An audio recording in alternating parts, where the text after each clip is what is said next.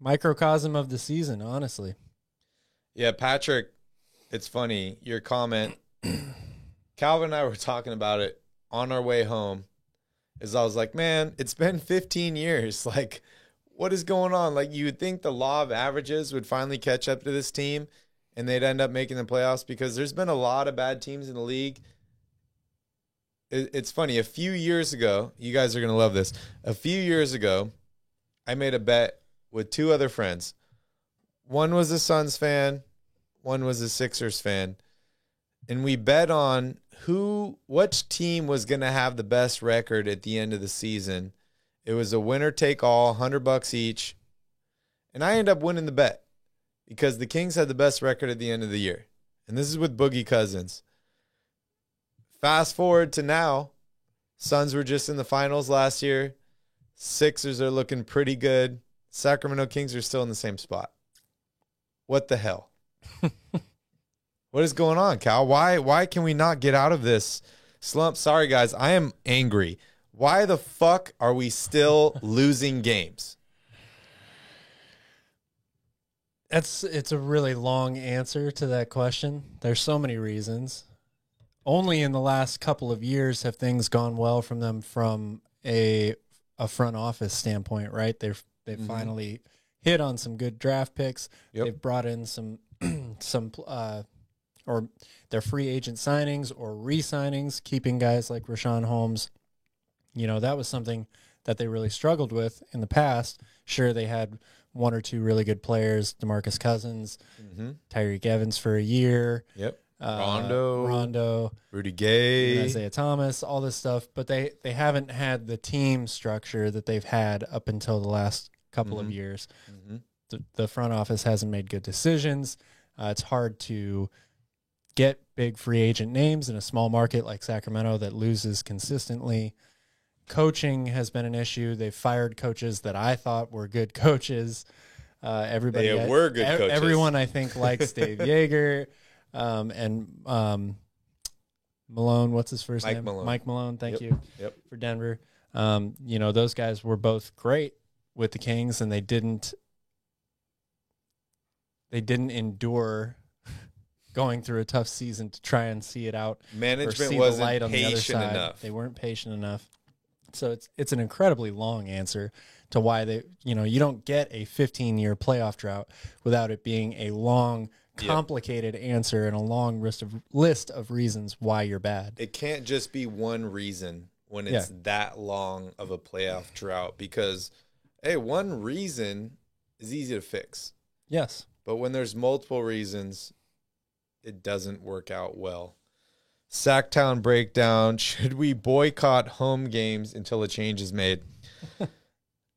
I would say no, because these losses are sending a message enough to the front office. If the Kings keep losing these games, and guys, Thunder that's what it took for the Cubs to win a World Series. Yeah, that's true. But the Thunder, they 108 years is a lot longer than 15. But yes, the Thunder are not a playoff team. But hey, they beat the Spurs, who just beat us. They beat the Lakers twice this season. This team has some young talent. Yeah, there's no excuses for the Kings in losing this game. No, I'm just saying, like these are not. It's not a team that's a guaranteed win, and I think that's what the Kings thought coming into this game. And I look at the next game against the Pistons. For me, I'm looking, this is a win. But the players can't be thinking like that, right? Like, you got to take every game seriously. Everybody in this league is in the NBA. Everybody's been the best player on their team pretty much their whole life.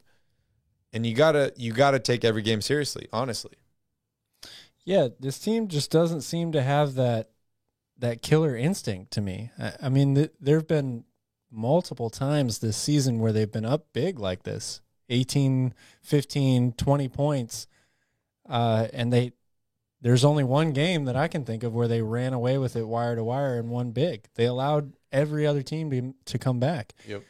And that's a variety of, or that's due to a variety of things. They just don't execute well down the stretch. They turn the ball over in really critical situations. Style of play. Style of play. The ball stops moving. Yep. That first half, it was great.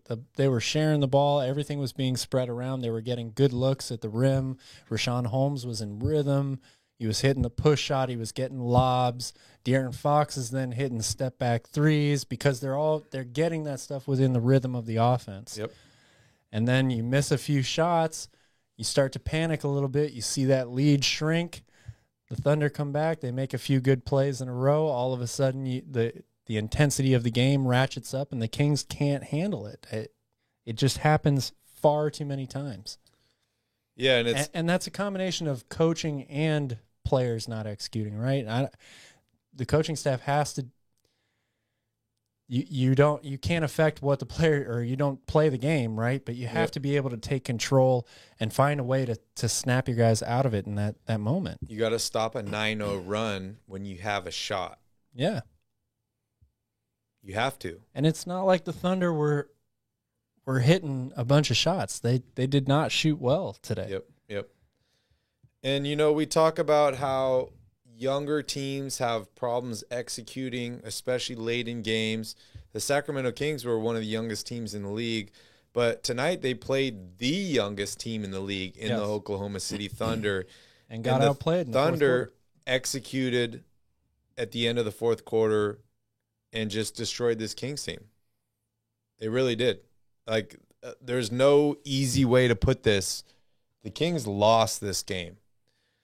Yes, they only allowed 105 points, but they only scored 103, which is at least 10 less than what they average. They didn't shoot well in this game. They had an 18-point lead, and they just took their foot off the gas. Can't win a lot of games that way. You really can't.